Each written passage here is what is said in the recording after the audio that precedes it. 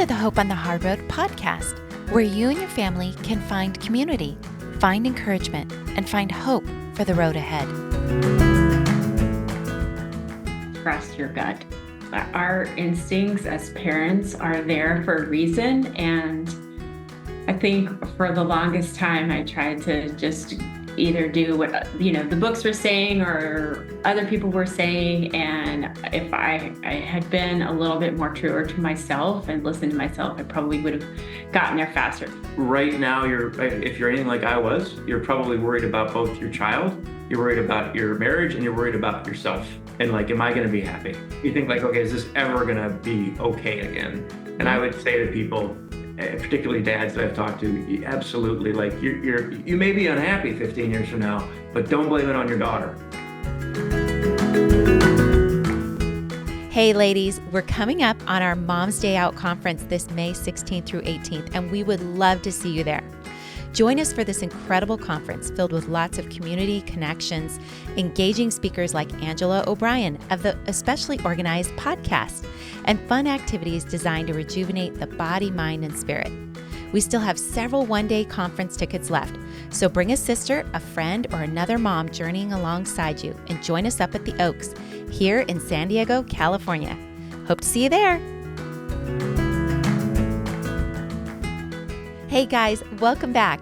You are going to love today's episode. Today we have Angela O'Brien of the Especially Organized podcast back on, and she's joined by her husband, Mike. This is going to be another fun and heartfelt episode in our marriage and family series that you just won't want to miss. Angela and Mike have been married for 26 years and live in Texas and have 2 adult children with a daughter who is diagnosed with Down syndrome. As we approach World Down Syndrome Day on March 21st, we talked about Down syndrome advocacy, along with creativity in marriage and parenting, and so much more. In fact, Eric and I really enjoyed connecting with these two and found that we had a crazy amount of similarities in this stage of life. So let's listen in to our conversation with Mike and Angela O'Brien. Hey, Angela and Mike, we are so happy to have you guys on the podcast today. Thank you for having us. Yeah, thank you. You bet. Why don't you tell us a little bit about your story, how you guys met, and then, having kids and so forth like that. We met working together.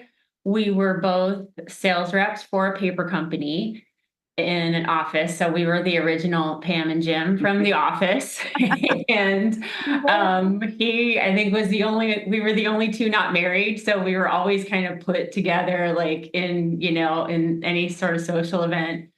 And we were friends and we worked together for like a couple years, I think. And then we started, then he got accepted to grad school and was going to leave. And that's when kind of the romance started, actually. So she had a pretty serious boyfriend, but he was far away. So geography is really the key element to all this. Absolutely. Proximity. That's how it all started. And he went off to grad school, then I went off to grad school. So we were only a couple hours apart from there. We got engaged while we were in grad school, and then we both moved back to the Midwest and we worked. And then a few years later, we had our first son, our only son, our first child, our son, Dan, and he is now a college graduate as of 2 weeks ago. And then our daughter, Casey, was born 2.5 years later, and she was born with Down syndrome. And so she's almost 21 and she still lives with us most of the time. And we're in the throes of figuring out what the next chapter looks like with her. Love that. And what do you guys do for, your careers and such? So I have a small asset management firm with another fellow. I'm a software and data guy by background. Love and that. have kind of been all over the place over the last 25 years, but for the last 15 years I've been in software and data. Mm-hmm. Yeah. And I was a stay-at-home mom for a long time until a few years ago when I was really feeling the itch to start to do something more. And so I started doing professional organizing. And now I host a podcast for families of kids with special needs to help them get organized, help them with just kind of setting up routines, just trying to make life a little bit easier for families of kids with special needs. Yes, you do. And we were honored to be on that podcast. Yes. Phenomenal job. It's such a great resource. And we're so happy too to have you back on, Angela. This is great to get to talk to you too, Mike. Mm-hmm. Yeah, thank you for having me. You guys, those early years after diagnosis, what did that look like for you guys? And especially, were there differences, do you think, between the way you handled it as a man, as a woman, as a dad, as a mom? What was that like for you guys? We'd love to have you guys share. Yeah, so we did not know she was going to have Down syndrome. So it was so in fact, well, as Angie probably mentioned to you all last time you talked, she sort of had a mother's instinct right away that she had something going on. I did not, so I left the hospital to go home and pick up my son. And I'm actually not a football watcher at all, but for some reason I'm like, I think I'll turn on the football game. So I'm sitting downstairs having a ham sandwich and a Coke and watching a Notre Dame football game, and the doctor calls me and says, "You need to get back here." So it probably not the ideal process. No, it wasn't. 3 hours. Yeah. I think he had just, he had gone to pick up our son who was staying with some friends and to get him home for a nap. And then he was going to come back up. We thought everything was fine. And the doctor came in and told me, and I was there by myself. So that was, any doctors out there, that's not recommended. But anyway, so it was, like, we both remember that day like it was yesterday, but I think it was, I would say we did kind of process it a little differently. Like, I sunk into a depression, like full on, I think, for several months. Yep. But I think the important thing for listeners to remember is that that was 20 years ago, and the amount of information out there was nothing like what it is today. And so I had no experience with people with intellectual disabilities. So I had no concept of what our life was going to be like, what she was going to be like. And I think those that are living that out today, they have a lot more resources. They have a lot more ways to experience people with intellectual disabilities, either in their lives or on social media, to see all the fun stories that are happening. Like, there's so much more inclusivity. We have a long way to go, but there's a lot more. And so I think that will be better for them. But for me, it was hard. It was really hard. It was difficult for me as well. Although I would say for me, I think because we knew she was going to be a girl. So Angela said I had this idea of like, okay, I'm finally getting a daughter. I'm not going to have this crazy little boy running around all the time, driving me insane. So I'm going to have this cute little girl, and we're going to do all these things. We're going to do all this mother-daughter stuff. So I think the initial shock for her was more dramatic than it was for me. And so I was a little more, while I was just as, the reality is I was devastated by it. I'm not now, but I was then. I was much more concerned about kind of the family than like Casey individually. So I was processing it, I think, more in terms of had a lot of depression over it. Fortunately, Casey had no real serious medical problems, but she didn't kind of thrive right away. So we were literally like weighing her every 2 hours to make sure she was getting away. In fact, we moved the first time. We had this notebook of like hour after hour after hour of her weight.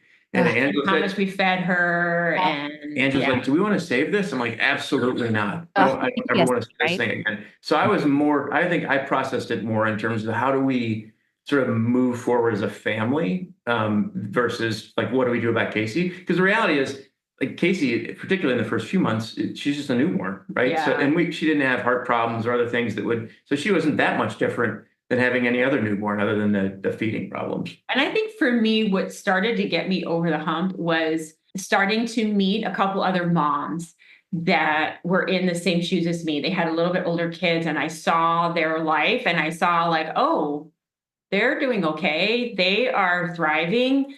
They're laughing. They're having a good time. They have friends. They're going, they're doing things. And I think that was, for some reason, I needed to see other females, other moms living that life that I wanted to live. And then obviously I was so fortunate to have him on, like, we were working together as a team, and we had family. They all lived far away, but they were trying to be supportive. But I think I needed to see kind of what was in the future for me, and that there was a light ahead. But I would also say too, the more that people are exposed to people with intellectual disabilities, the younger that they are exposed to people with intellectual disabilities, the better off they're going to be if something like that happens to them. I had no exposure then. And I think if I had, I maybe would have handled it a little differently, because now that I am so familiar with it. It doesn't, I don't worry for the parents when I talk with them I volunteer at the children's clinic and I meet with new families. I don't worry for them. I know they're going to be okay. I know in the moment they feel like they're not, but I know they're going to be okay. But you just need that exposure, and you just need to understand that they are out there, and we can do this. We can live our lives with them and have really loving, enriching lives with them. I love that. We're all from a generation where special ed classes were so separated, right? So we didn't see it. And then the fact that you guys, just like us, went home with like this slip of paper, like call, whatever government support system there was. And there just was not a lot.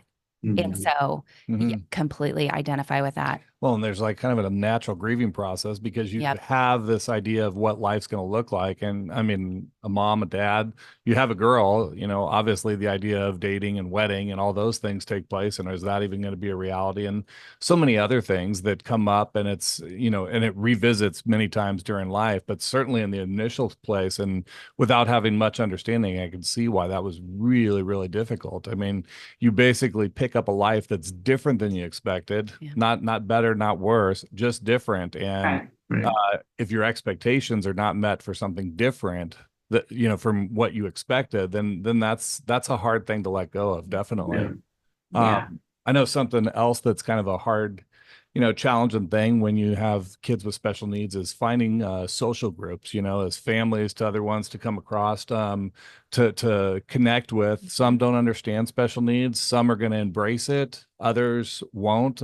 We know we've had people along the way that we lost touch with because it just didn't work to connect with families. But then you have these amazing ones. Can you share any of those kind of experiences with families you've met and maybe that have come really around you and those positive experiences? Our best friends that we do things with are either people that have a child with intellectual disabilities, so they just sort of know the drill, right? Or longtime friends who've sort of grown up with us and kind of get the drill a little bit and understand like what it means. I always joke, if I ever write a book, I'm going to call it Table for Three, because like that's our entire life, right? It's like, and so those are the two groups that I think we find, we do a lot with.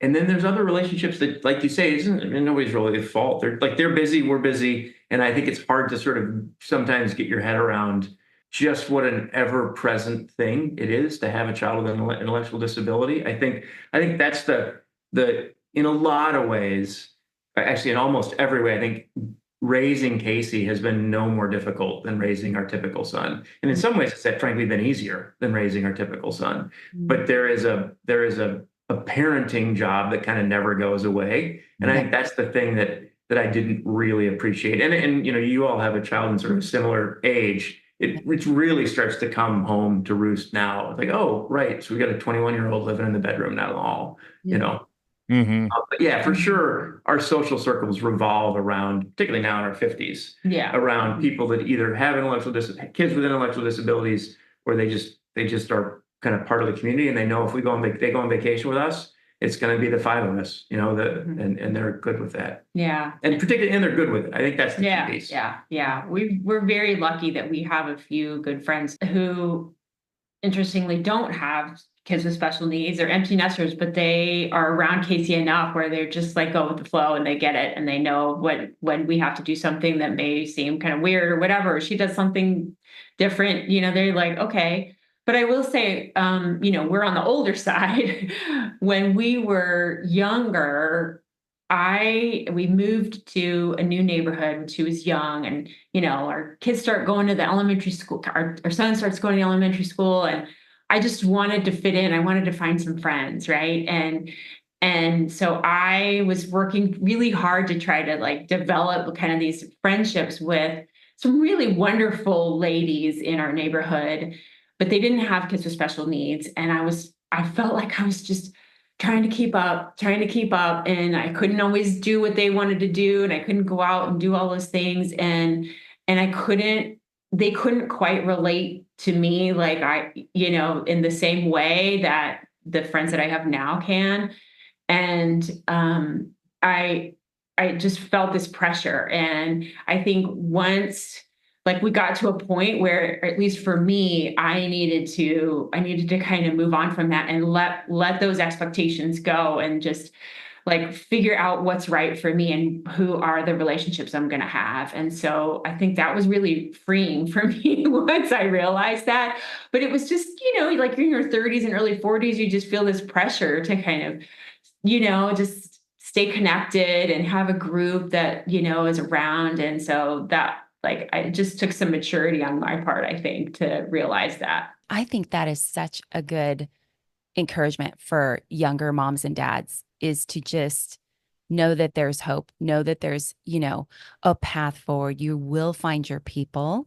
Just be looking for it. And don't worry if some of those relationships go by the wayside, because we all have only so much energy and time, right? And so that just speaks to the balance that we all have to find. There's so many things to balance. How do you guys balance like your career, raising your son, all the things, relationships with other friends and family, etc., and caregiving for your daughter, which, as you mentioned, and we're in the same exact position. Our girls are about the exact same age. Abby's 20. You're continuing to do that caregiving, and we are all looking into a future that looks like that. So how are you guys balancing it? Yeah. So I think we were, I'd say, predisposed. I don't know that we would be today, but we were 30 years ago when we first started dating, to the fact that when we started having kids, Angela would stay home and I would work. Yeah. And for better or worse, that's sort of what we did when the kids were born. And I think we felt, I don't know if you would agree with this, I think we felt, particularly after Casey was born, because we were fortunate enough to be in a position where that was an option, like that's what we should do. I honestly don't know if we'd make that decision now, but with that said, because we had more kind of, for lack of a better term, traditional roles where I was working outside the home and she was raising the kids, I think a lot of the caregiving did fall to Angela. And I would say it manifested itself in some kind of interesting ways. In fact, we were just talking about this before we got on the call with you.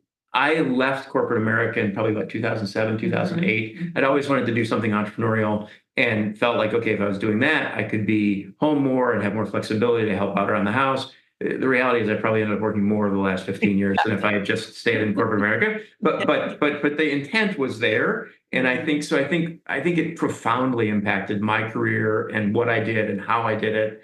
And without putting words in your mouth, I think if we'd had two typical kids, I would guess you would have kind of been on this journey of finding something to do a lot sooner than you were. Yeah. I, like, looking back, I wish that I had, but I felt this responsibility I didn't see a way forward with all of the therapy appointments and all of the things that I had to do for Casey. I didn't see how I could do that and have some sort of career. Now, looking back, I probably could have figured that out. I think I just I also struggled with figuring out what my wants and needs were. And so figuring that part out too took some time. But if I were to go back, I probably would have tried to do that a little sooner than I did. Yeah. And I think for the people who are listening who don't have the luxury of that even being an option, Right. I do think there's definitely a path forward with a two-parent working household. I think we just didn't have the perspective to even consider it. And like I say, because we were fortunate enough to not have to consider it, it was in some ways kind of the easier path, right? But I think had we been forced to make that decision, I think you were happy. I don't think it was it wasn't. It was like, I don't think Angela looks back and says, "Oh my God, I can't believe I did this." It's more of saying, I think the last decade, you felt like, oh, I could have done this sooner. Like I didn't have to wait. And because and I think, I don't know if you two are in a similar situation, but like, I think about sort of the path forward for us and think like, okay, it's got to work for Casey. It's got to work for me, and it's got to work for our marriage. And the same with Angela. And like, that's a balancing act. Like there isn't, and if you sort of optimize for only one of those variables, it's not going to work in the end. And we know families who are doing any one of those things. Like everything's about the child, or everything's about the marriage, or everything's about one of the people. And I don't think it's a great way to do it over decades. Yeah, exactly. Yeah. I mean, that's one thing we want to speak to. This episode is about marriage. And so how do you guys carve out time just for your marriage? Well, I will say it's a little easier now. And we also have a child. I mean, she's an adult now, that she likes to be in her room. So she likes to be a little Miss Independent. versus I have some very good friends whose kids are like, they would be sitting right here wanting to talk, like, or say things or like be really involved. So we have a little bit of leeway when she's up in her room hanging out. We can hang out. He'll cook and I'll hang out with him and then I'll clean. We do make time to talk during those times where it's just like we're doing other things, but we try to like make use of that time like together. We also too, I think we're fortunate in that we like to hang out and do stuff together. We like to go to the store. We like to, go for bike rides or whatever, work on the yard. And so like we do take like time to do that. But and also you work at home some of the time. And so like we just try to like take those little opportunities that we can to be together and then just try to carve out time with Casey and with her. So I don't know if you'd have any. No, I don't think I have much to add other than to say for people who are listening who have younger kids, I don't know what we're doing as much of that when they were 10 and 8, No, it's a free for all then. I mean, it's so hard. It's hard. Somebody was asking me recently about like when they were first born, right? When Casey was first born. And like I can recreate the emotions of that day. Like, I could write it out word for word almost. But you asked me like, well, what was life like when she was 3? And I'm like, I don't really know. I don't really have any idea. I have no idea what we were doing. Survival. Yeah. We were chasing a little boy and, trying to go to therapy and just, try to survive. But I do think there have been times in our marriage where one or the other of us have sort of said, okay, well, sort of like time out, like we've got to kind of reconnect here and figure out like you're unhappy or I'm unhappy. And I don't know if it's me or if it's the situation or if you're not even, but like, and I think we've gotten much better at that as we've gotten older. Yeah. Of communicating and just making sure we're checking in and like, so we met 30 years ago, basically, or started dating 30 years ago. We were married for 27. And, I think there's a number of things where I say, well, we could have done that earlier. Right. And so even that where we were sort of running around like crazy people 15 years ago with 2 little kids, we probably could have still done more of that than we did. Mm-hmm. Yeah. I think too, and we've talked about this before, we kind of, again, like we were living in this really cool neighborhood with all these young parents. Everybody was getting their son into T-ball and doing this and that. And so we're like, well, we got to get him into T-ball. He had no interest in T-ball. So there we were doing stuff that we weren't really, nobody was into doing. We should have just like focused on ourselves, I think, and figure out what do we want to do? Like, what does our son really like? Let's focus on that, and just try to like carve out our own path, I think. So, but you're young and naive and you don't know. You have to live a little bit and figure it out. Right. Yeah, it's all life definitely is a journey. I know both of us, couples here, we have kids around the same age, and one of the big things on the radar is future planning, looking at the next steps. Angela, I think we were talking earlier at some point about your daughter going to a camp, so you kind of get this trial run, if you would, about what is it like for her to possibly live in a different setting, and maybe you could share some of that and some of the additional thoughts you have about future planning for your daughter. It's one of those things where we have talked about it and talked about it and talked about it, and we still don't have full answers because I don't know if you can have a full answer until you get there. Yeah. But you have to, I think the key is investigating, like going and visiting places if you learn about something that might be worthwhile for your child.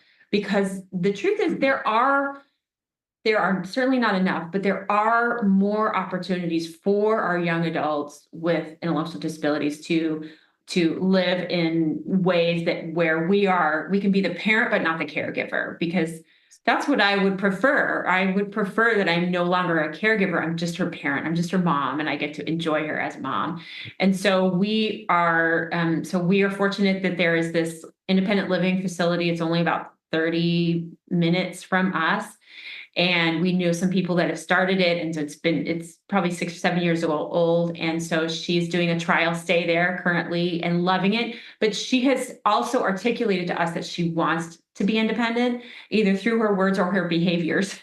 She does not want mom to be doing all of those things. And so we're trying to give her that opportunity to try that. There are other places around. There are some group homes. There's, again, the demand is outstripping the supply for sure. Like, we do not have enough. But if we can just start kind of thinking about it, and if you hear about an opportunity, investigate it. Just check it out. See, just listen and learn and see if that is a potential option for the future. But I would stress, don't over stress about it, because things change and things happen. And so I think that's just, you're worrying about so much that if you're forgetting about enjoying the day to day, then it's not worth it. One of the things I really like, that the idea of going away, it's good for the child, and it might actually be easier for the child to do that than us parents. And I think it's just as important for us parents, to start letting go and being able to realize they're going to be okay in somebody else's hands. Yeah. When we really want to, we've been so invested in their life and sacrificed so much and in the day to day and trying to make things right. There is a point in time where somebody else being in charge, you get nervous. How is it going to go? I mean, I know last summer, our daughter for the first time did a 5-day camp, and she just absolutely had a blast. I mean, Kristen can probably respond on kind of her reactions the last couple of days. Yeah. And you knew she took a giant step in her maturity, and her independence. And we took a giant step in being able to let go of needing to be the person all the time in her life. Yeah. I spoke to this because there was this one day where I just had that instinct. I had dropped her off and I had that instinct to turn around and smile at her and just say, "Hey, baby, have a good day." And she's all, "Bye, mom." That was the first time I ever heard that in her whole life. And she was, what, 19? Mm-hmm. So yeah, it's the best. I love hearing how your daughter is voicing her wanting to be independent. And, we see some of that, Yeah. and there's so much care involved.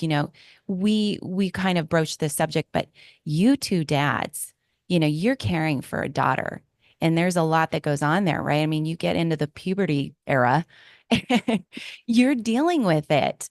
And I just think that goes unsaid a lot. And I mean, I don't know, Mike, I've heard a little story about what you ran into. Oh, so everybody always wants to hear this story. So I was at the mall with Casey alone. She got her period. We're at a restaurant waiting to be seated.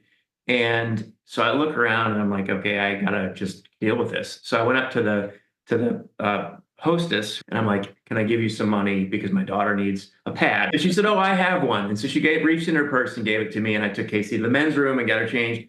But it was really touching because I mean, I'm sure she looked at Casey and obviously knew this, like what was going on. And it was a very mature thing for her to do. And also, and so I can tell you, I carry basically what I affectionately call my purse, but it's just a little thing. And Casey kit. A kit, and it's, among other things, got a pad in it, which is that it's had every day since then for the last 8 years. Yeah. So, Yeah. It's prepared now. The opportunities that present themselves that you didn't expect. I mean, what our story, we're camping, but all of a sudden I'm like, you might want to check this out. I don't think she's at the age for this, but what do you think? First cycle ever. Yeah. No, first one. First cycle. Yes. Camping. What a great time. Camping. And dad was there. Man. And I just want to acknowledge that. Like, you guys are amazing because you're raising these young women, and that's what they are. And they may have delays, but they have desires to be independent. They want to, get out there in the world to the best of their ability. And, it's just amazing what sweet relationships you guys have with your daughters. And then all that goes into that. So yeah, I just want to acknowledge that. Thank you. Yeah, I feel very fortunate. I mean, I don't know what it's like to raise a typical daughter. Yeah. So I don't have any perspective there, but I would say Casey and I have a pretty good relationship. I do think we have an easier relationship, just like typical daughters and their moms. I think Angela and Casey had, like, just because she's got a low IQ has nothing to do with the confrontation between these two. They go at each other just like typical moms and daughters. And so I do feel like in some ways it's an easier relationship a lot of times. Yeah. I was speaking with someone a couple months ago, and she is maybe 10 years younger than me, and she has an intellectually disabled brother, and her parents, who are later in life, are caring for this. And she will then, once they are no longer able to, will take over. And she was telling me how she is completely unprepared. Right. And she was worried about it. So I was giving her a little bit of advice. And so I would tell those listeners that was an eye opener for me, along with a couple other things. And that is that I love to be with my daughter, but I know that hopefully she will outlive us. I mean, I don't hope that, but at the same time, I do what the alternative I would rather not have. So if she's going to live us, we need to set something up so that she is able to live in a situation that is comfortable for her and for her support team or whatever without us. And so that is why we have been thinking about trying some of these situations. And so I would just tell parents, like, if it's like, oh, I just want to live with them forever, which is awesome, but having that plan in place and being able to consider the inevitable, which we don't like to talk about, but I do think we need to. I think we need to bring that up, and we need to be prepared for it. So I just wanted to bring that up because I feel passionate about this. I love that. We were definitely wanting to come back to this because the other thing is we're preparing our other child, the sibling, right? Both of us have sons. And so what are you guys seeing with that in your situation? How are you preparing for that inevitability that they will have, to some extent, some responsibility there? And also you want them in their lives, right? As a sibling. So, Well, and maybe speak to the relationship between the two of them too. First, on just sort of the structure of it all, I think we've gotten started on things like, setting up a special needs trust, the sort of infrastructure that would be in place in what is hopefully the unlikely event that we, don't die at 55, both of us. Right. But having that in place so that if something did happen, with all the trauma that would be involved for our typical son, he at least has the infrastructure in place to kind of get her set up for success, as she would now be entering adulthood without parents, to the best of her ability. And we always say to him, we want you to be, if something happens to us, you'll be responsible for Casey, but we don't expect you to be her caregiver. That's not fair to you as a 23-year-old, that you'd be having your adult sister with you for the rest of your life. And I realize some people don't have that luxury, but so that's a very fortunate thing to be in that position to do that. And then more on the relationship side, as you were asking about, they have a really good relationship. I would think it's a little bit in transition, though. So Dan got home from UCLA last week. He graduated 2 weeks ago, I guess. Took a bit of a road trip and was here with a friend. And they decided to run down to Waxahachie and see her for lunch. And he was kind of amazed at how grown up she had gotten. And he's like, we're sitting there in the cafeteria kind of area.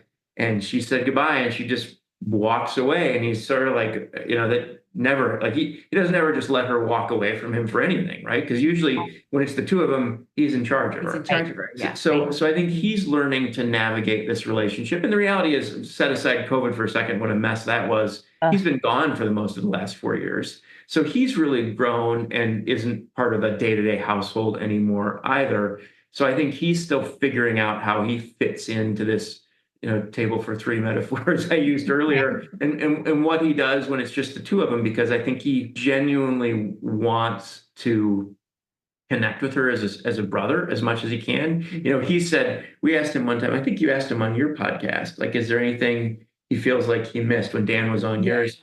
And he said, and this was a surprise to me. I did not know he felt this way, but he's like, I really wish I had a typical sibling as well, because I feel like I missed out on that relationship. And so I think I forget sometimes, you had two sisters, I had a sister and a brother, that he doesn't know what it's like to have a peer that's also a sibling. So that's a long-winded way of saying, I think he's got a great relationship with her. And I think he's also figuring out what it means to have an adult, intellectually disabled sibling. Because he's been gone, And he's now seeing that she's grown, she's changed, and he hasn't been the one, like he commented, I couldn't understand a word that she was saying. He could always understand all of her words. Better than us. Better than us. He felt like he was always the closest to her. Well, now that he's been gone, he doesn't feel like that anymore. And so he's like, I kind of miss that. So he wants to travel, he wants to live other places, but I think he has said, I want to come back and I want to eventually be closer to her and be, in her life more. So I think, but he's trying to figure that out. It's hard, so. And I think for anybody who has listening that has younger siblings, he didn't feel that way when he was 10. So, No. so just they sort of set people's mind at ease if they've got, disabled children and typical children and they're at each other's throats. Like this sort of, a lot of what's going on is he's 23, she's 20, they're just grown up. Mm-hmm. Actually, you guys got away for a little bit recently. And, as you're looking into that future planning, like, what are your plans for the two of you? What do you kind of envision? So first off, I do think Casey is a variable in that equation. Yeah. That I think for a long time, we'd like to try to pretend that it wasn't, that we were just going to, we got, like we've said many times in the last couple of years, our retirements are going to look very different than our parents because we have a child with a disability. It's just going to be different. So I think, we are likely to try and be here in Dallas and maybe be somewhere out in California if we're lucky enough to retire and have the funds to do it, and be sort of back and forth between a couple of places. And the reason I mentioned sort of specifically that is because I think if you'd asked me 20 years ago or 22 years ago before we had Casey, I envisioned a retirement where we traveled all the time in all kinds of different places. And I don't think that's practical with Casey. Yeah. And even if we do get fortunate and she loves living independently and she is in a place like this, I think we both are skeptical that it's maybe forever. That like she goes to this place, I think in some ways we sort of view, okay, if she could go there in a few years and be there for 5 or 6 or 7 or 8 years, that would be wonderful to sort of give us a chance to have kind of a limited empty nester time. But is she really going to be living independently the rest of her life? I don't really know. And it's hard to know. It's you're asking for forever, the rest of her life. That's really hard to answer. So I think our retirement, to maybe answer your question a little more directly, looks a lot like something we can do with or without her. Meaning we're doing things where if she's with us, it works. And if she's not with us, it works, versus things that only work if she's not with us. When you're looking at building a strong marriage, Angela, what would you want to kind of share with, the moms out there, the wives out there that are dealing with what we're dealing with, raising children of all ages with special needs? What would you want to share advice-wise to wives, to moms, right? I don't know if this would apply to all moms. I don't think that it does, but it certainly applied to me. And that was that I struggled. I identified so much with being a mom that I kind of forgot about all the other things that I wanted, how I wanted to identify as. And I kind of lost touch with myself a little bit because I was so focused on being their mom. And so That's exacerbated because I think that's common for moms, right? Yeah, but then it's really exacerbated if you have children with special needs. Yeah. So I was this special needs mom, like in the neighborhood and, everywhere. And so I was Casey's mom. And I got to the point where I realized, there's more that I want out of life. I want to be more. I want to do more. And so I would say finding a way to figure out what that is, that you can have multiple identities. You can be a mom and you can follow your passion or, a career or whatever it is. And so it took me a while to figure that out. And I do think that, at least in our case, me going through, so for me, the thing that really helped me was utilizing the Enneagram. It's a personality framework that helped me kind of understand like who I was and what my motivations were. And it made me realize I really need to figure out what my wants and needs are so that I can tell him what they are and so that I can articulate those and so that I could go after those. And so I highly recommend the Enneagram. I think it's a really, really good tool for yourself or relationships. But if it's not that, then finding some way to kind of figure out what your desires and needs are, even beyond being a mom, and being able to articulate that. And then because I think that helps. I think that's helped you be a better partner to me and me be a better partner to him. So Taking this question to you, Mike, like what type of things have you invested for your marriage? Maybe said no to in your career in order to better equip your family for the life ahead that you guys have been doing and so forth. Yeah, that's a great question. I don't know that I have a great answer. So I would say on the career side, I very much tried to do things that would give me the freedom to be around if I needed to be. And while I think you and I often sort of say I've ended up working probably harder than I would have if I had stayed in corporate America, I think when it really mattered, I did have that time. Like when I really needed to be home or be around. Whereas in my sort of first 20 years of my career, first 15 years of my career, I was just often gone, right? I was often, in fact, I think she liked that. I think she, a couple nights a week. one night a week. No. But in terms of like being a better husband, I mean, just being a good husband, is that kind of yeah, I gotta be honest, I really wrestle with that question because I think Angela and I have in the last probably decade or have really become much more deliberate about our marriage. But with that said, I think we've just also been a little lucky. Like I look at people who get married and have children with special needs and think like it's either going to make the marriage a lot stronger or it's just not going to work. Like there's no way around it. And I'd love to sit here and tell you like we both looked at each other when we got married and like this is a person that's going to be able to do that. But we were just a couple of kids, right? So a little bit was just luck. And I think if I had any advice to sort of our younger selves, it would be to be that deliberate a little bit earlier on. Like I think maybe the most impactful conversations you and I have had in the last decade are things that I think we would have considered kind of taboo 15 years ago. Yeah. Like we just wouldn't want like we're like, oh, I'm going to hurt the other person, or they're not going to like it, or they're going to be frustrated and angry. And I think the reality is if there's something that's really bothering you and you then have this exacerbating circumstance of having a child with an intellectual disability, you've got to find ways to talk about it. And I think there's two ways to do that. One is to try and keep the emotion out of it if you can. And then if you can't, let the emotion out, but then you got to circle back around when you can kind of talk about it unemotionally. And I think we've done both of those things fairly well in the last 10 years and sort of, B minus C plus in the first 15. Well, I tell you what, you guys should celebrate it because so often, and unfortunately, you're around circles of people, they start getting older in life and they drift apart. I'm seeing the exact opposite that you're saying, okay, we want to keep finishing and we want to finish well and get better at this. And what's in the past is in the past. The future is everything. And 10 years of devoting yourselves to each other and what your guys' needs are and where your futures and dreams are is huge. And that just continues to build. And then you're able to both, pour out into other people's lives and encourage them as well. And so that's a huge thing when you get to that place where you can start helping others. Obviously, we talked to you, Andrew, a little bit.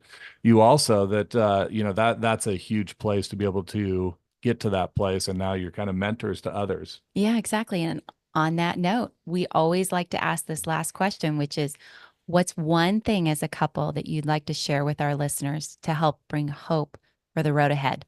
I would say trust your gut.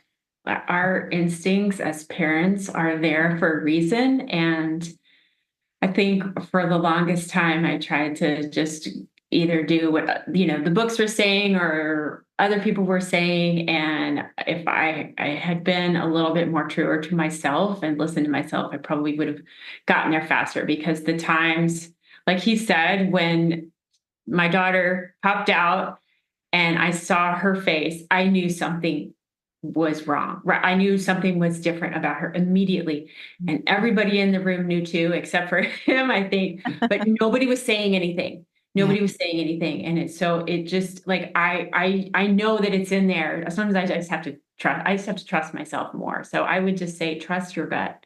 I think the thing that I would tell a new dad in particular, I don't know that I'd say, and I've said this in just new dads, is right now if you're anything like I was, you're probably worried about both your child, you're worried about your marriage, and you're worried about yourself. And like, am I going to be happy? So let's just start with you your happiness is completely unrelated to your child having an intellectual disability.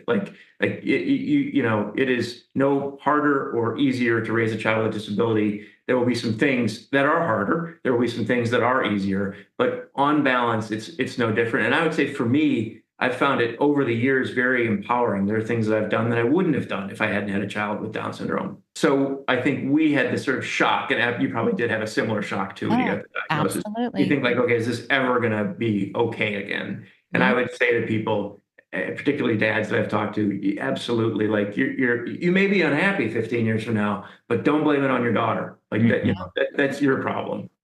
And I've said it kind of that blatantly to them. If you like surfing, surf. If you like biking, bike. If you whatever it is you like doing, you got to do that. It's not going to stop you from doing that. Mhm. So good, Mike. Seriously, so good. And I just think that puts the, I don't want to say responsibility, but really it is on the individual to say, this is different. This isn't what I pictured it was going to look like, but own your I'm gonna life. be okay. Own your life. We're going to all be okay. There is a way forward. I just need to proactively seek it. And, get rid of that selfishness. And I just qualify. I don't say that to brand new dads, but what I've said to them, just be open to the possibility that this is your happiness is not going to be in any way related to the fact that you have a child with Down syndrome. I save the more harsher talk for later years. But see, again, your mentoring of families, couples coming behind you, beautiful, so beautiful. Well, and these kids make us better people. Yep. I mean, without a doubt, I feel that, especially men, but women too. Yeah. All of us. Oh boy, you guys, thank you so much for coming on. This was so fun just to talk couple to couple, during our series about marriage and family. And wow, we're just blessed to have you guys on. Yeah, thanks a lot. Thank you so much, guys. So much. Really appreciate it. Yeah. Thank you.